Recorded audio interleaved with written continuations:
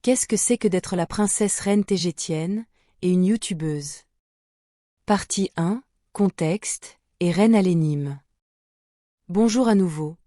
Merci d'être ici avec moi une fois de plus. J'espère que vous allez très bien aujourd'hui. Je suis Marie. Cette information peut être vue comme de la science-fiction ou comme le spectateur le voit le mieux et je la poste uniquement à des fins de divertissement. Cependant, je prends mes informations très au sérieux et pour ceux qui ont des yeux pour voir. J'ai pensé à écrire sur ce sujet depuis un certain temps maintenant, mais j'étais un peu réticente car je ne voyais pas vraiment son utilité, ou comment cela profiterait à tous ceux qui regardent ma chaîne. Je trouve aussi un peu difficile de parler de moi-même car la dernière chose que je veux pour ma chaîne est qu'elle se concentre sur moi et non sur ce que je dois partager. Mais ensuite j'ai réalisé qu'en partageant ma vie avec vous, je vous donnerai également un aperçu plus approfondi de la vie dans l'espace, ainsi que de certaines de ses structures sociopolitiques. Donc oui, j'ai soudainement vu le partage de ce sujet comme quelque chose d'utile, surtout pour partager le contexte sociopolitique et exopolitique plus large. Pour pouvoir expliquer où j'interviens, je dois partager tout ce contenu avec vous. Veuillez regarder car il y a beaucoup de contenu ici qui explique d'innombrables autres choses, car tout est lié, et je dirais que cette vidéo s'adresse à des téléspectateurs avancés qui me suivent, moi et mon groupe depuis un certain temps. Tegeta était sans roi ni reine depuis très longtemps lorsque la reine Alénime la première a été couronnée, et elle a été portée au pouvoir par le Haut Conseil de Tegeta lorsqu'il y a eu une autre forte tentative de la cabale de la Terre de s'infiltrer dans Tegeta et d'en prendre le contrôle dans le cadre de leur stratégie pour l'arrêter. Leur dernière tentative était d'imposer une reine qui travaillerait avec eux comme l'une de leurs marionnettes, et ce serait la reine qui avait de fortes connexions politiques, même au sein de la Fédération Galactique, et elle avait de solides arguments pour convaincre tout le monde qu'elle devrait être la prochaine reine de Tegeta. Elle jouait sur les deux tableaux, convainquant presque le peuple de Tegeta qu'elle leur serait bénéfique principalement en raison de ses liens avec la Fédération Galactique, et bien qu'il y ait eu beaucoup de frictions et d'opinions divisées au sein du Haut Conseil lui-même, il était connu qu'elle avait des intentions très obscures et destructrices. Le Haut Conseil a vu qu'elle convainquait trop de gens à Tegeta de la suivre, donc ils ont rapidement vu la nécessité de postuler une reine qui pourrait vraiment travailler pour les intérêts du peuple tégétien, qui aurait un cadre spirituel et éthique très solide et aucune connexion avec la cabale de la Terre. La reine Alénime avait également subi directement les conséquences de l'infiltration de la cabale terrestre dans Tegeta, car elle avait été fortement attaquée de plusieurs manières, y compris la torture psychologique et physique, simplement pour la mettre hors du chemin de la marionnette de la cabale qui serait reine, car Alénime était la seule personne qui méritait vraiment le trône, et elle était le seul obstacle contre leurs intentions obscures. C'est à ce moment que la reine Alénime a été couronnée, et comme vous pouvez le voir, elle est arrivée au pouvoir à une époque de forte agitation politique à Tegeta. Lorsque la reine Alénime la première est arrivée au pouvoir, les choses ont immédiatement changé à Tegeta, car elle effaçait et inversait toute la propagande hautement destructrice, la désinformation et le contrôle mental auquel la population avait été soumise par les agents qui travaillaient en faveur de la cabale de la Terre et de ses plans d'invasion. Elle a complètement inversé la situation, au grand choc de la population de Tegeta, qui était incapable de réaliser qu'ils avaient presque été envahis, car la cabale qui contrôle la Terre a exploité l'innocence tégétienne et le simple fait qu'il ne s'était jamais rien passé de vraiment mauvais sur leur planète, les prenant entièrement par surprise. Vous pouvez voir ici comment la cabale terrestre utilise des psychologues hautement qualifiés et d'autres travailleurs de la santé mentale, pour exploiter et profiter de chacune des faiblesses de la population qu'ils souhaitent contrôler. La tentative de prise de contrôle de Tegeta par la cabale n'est pas nouvelle, car ils ont tenté de le faire depuis probablement des centaines, voire des milliers d'années, où leur dernière tentative avait été d'envahir la planète Cindriel qui orbite autour de l'étoile Aldébaran. C'était pendant la première partie des années 1940, avec l'homme à la moustache ridicule et ses soucoupes volantes allemandes, cela est même documenté sur Terre et peut être recherché.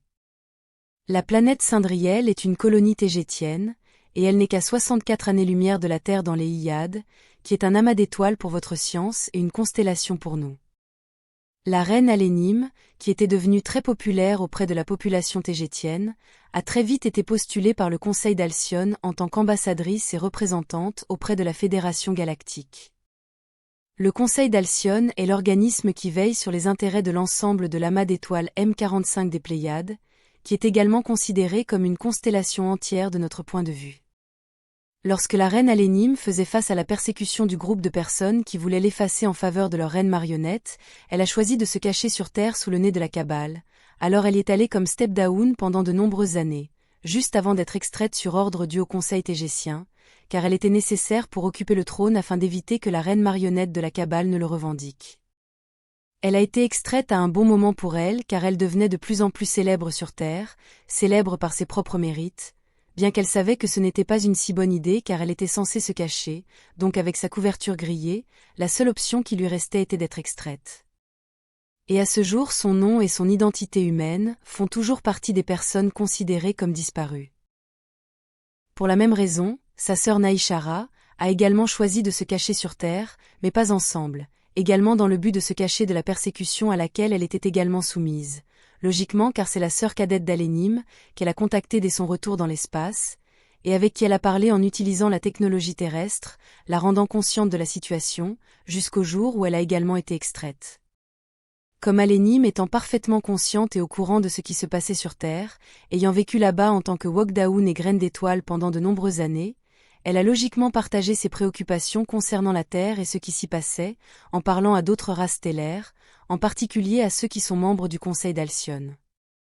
Ainsi, elle les a tous rendus conscients de tous les agendas douteux et obscurs et des procédures de la Fédération galactique concernant la Terre, et a finalement gagné de nombreux alliés, y compris tous les membres du Conseil d'Alcyone, ce qui signifie tous les membres du système stellaire des Pléiades. Elle a également signé plusieurs traités d'alliance et de coopération avec la Fédération Féline-Urma, qui connaissait déjà toutes les choses louches qui se passaient avec la Fédération galactique et comment elle gère la Terre, qui est complètement et indéniablement sous leur contrôle. La prise de conscience à propos de la Terre et de ses problèmes s'est rapidement répandue parmi plusieurs races et cultures stellaires. Et à ce jour, beaucoup d'entre elles commencent à se réveiller au fait que la Fédération galactique n'est pas aussi bienveillante et aimante qu'ils le disent si éloquemment, en particulier à travers le mouvement New Age sur Terre et sa propagande d'amour et de lumière sur les choses et les événements qui sont toujours imminents, mais ne se concrétisent jamais. Cette diffusion de faits contre la Fédération galactique a poussé de nombreuses personnes au sein de cette organisation à la considérer comme fortement opposée à leurs intérêts et donc dangereuse. La reine Alénime a cessé d'assister aux réunions de la Fédération galactique en personne, car elle a commencé à se sentir de plus en plus en danger, et au point où elle a décidé de ne plus quitter du tout son vaisseau amiral, le SS Toleka. La reine Alénime a continué à gagner acceptation et crédibilité parmi des races stellaires très conscientes, aux grandes dames de la Fédération galactique, et elle a donc également gagné de nombreux ennemis puissants, comme on pouvait s'y attendre, mais ces ennemis ne montrent jamais leur visage et ne déclarent jamais rien ouvertement, mais leurs actions et leurs activités contre Alénime sont facilement ressenties, mais je ne peux pas partager ces détails ici. L'inquiétude d'Alénime pour sa sécurité l'a amené à voir la nécessité de chercher un remplaçant, quelqu'un qui pourrait suivre son travail et ne pas fléchir sous la pression, car si quelque chose lui arrivait, alors la Kabbale de la Terre ferait encore un autre mouvement contre Tegeta, et tous ses efforts pour que les autres races stellaires voient et soient conscientes des problèmes auxquels les habitants de la Terre sont confrontés, prendraient un sérieux recul. Toutes les autres races stellaires qui commencent tout juste à se réveiller à tous ces faits retomberaient une fois de plus dans l'énorme machine de propagande de la Fédération galactique. Cela signifierait également que les habitants de la Terre seraient laissés seuls, seulement avec les mouvements du New Age et de leurs composants, qui ne donnent que de l'amour et de la lumière que de manière vide, et pour le contrôle de la population et de l'esprit, sans aucun autre point de vue sur ce qui se passe dans l'espace, et tout cela affecterait lourdement leur vie, et de manière négative. Cela est dû au fait que sans la reine Alénime, personne ici ne serait autorisé à écrire et à partager sur vos médias, et nous serions réduits au silence pour de bon. Cela répond à votre grande question. Pourquoi toutes ces races bienveillantes sont-elles si permissives face à ce qui se passe sur Terre?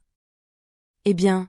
la raison en est qu'elles ne savent pas que la Fédération galactique dispose d'une machine de propagande très compliquée et efficace qui les contrôle toutes, et leur lave le cerveau en leur faveur. Elles ne savent pas ce qui se passe, et c'est pourquoi elles sont si permissives. De la même manière, comme il y a un combat ou une lutte sur Terre entre les personnes matricielles qui croient encore aux récits officiels et les soi-disant théoriciens du complot, il en va de même dans l'espace, non seulement entre les individus, mais entre des races stellaires entières.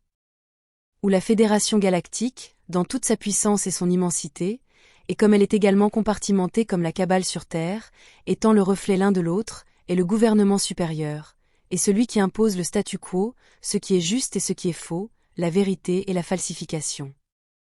La plupart des races stellaires en dehors de la Terre croient simplement au récit officiel de la Fédération galactique, non seulement sur ce qui se passe sur Terre et pourquoi, mais aussi sur d'innombrables autres planètes, civilisations, et toutes les choses politiques et culturelles compliquées qui s'y passent, et avec elles.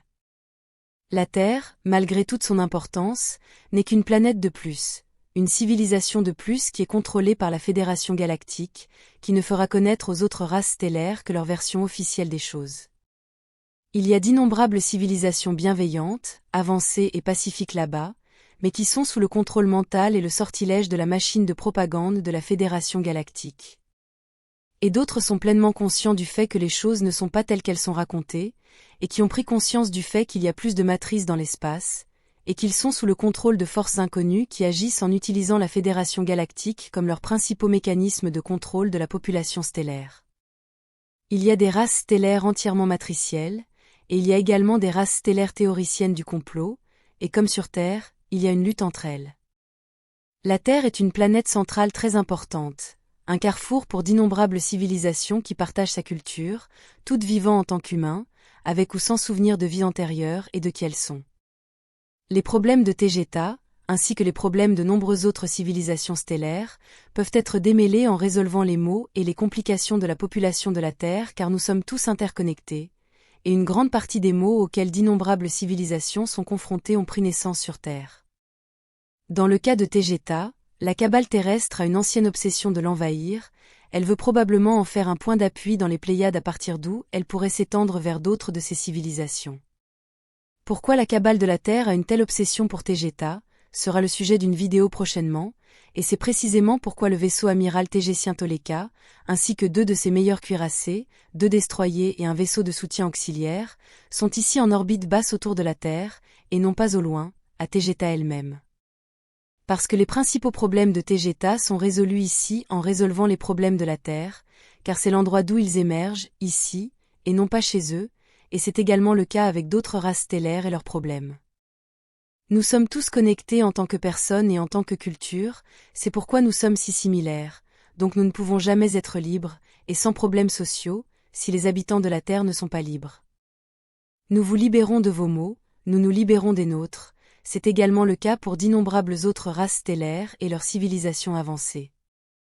Rendant les choses beaucoup plus compliquées et bien pires, nous connaissons tous les liens entre la Fédération galactique et la cabale sur Terre. Toutes ces connexions sont très louches et obscures, et cela ne présage rien de bon car nous sommes tous assez sûrs que la cabale terrestre n'est rien d'autre qu'une autre branche, un autre tentacule de la Fédération galactique pas si bienveillante. Alors que la cabale de la Terre veut la domination mondiale, la Fédération galactique veut la domination galactique. Après tout, c'est dans son nom même. Comme le dit la principale société secrète sur Terre, et c'est dans sa devise, je cite, « Le monde ne suffit pas ». Fin de la citation. Je suppose qu'avec tout cela, vous commencez à voir le tableau galactique dans son ensemble, et vous commencez à avoir une idée de l'étendue de ce qui se passe réellement dans toute sa magnitude, même s'il y a tellement plus à dire. Comme toujours, merci d'avoir regardé ma vidéo, et d'avoir liké, partagé et de vous être abonné pour davantage. Cela aide beaucoup cette chaîne à se développer, et j'espère vous voir ici la prochaine fois. Avec beaucoup d'amour, votre ami, Marie Soie.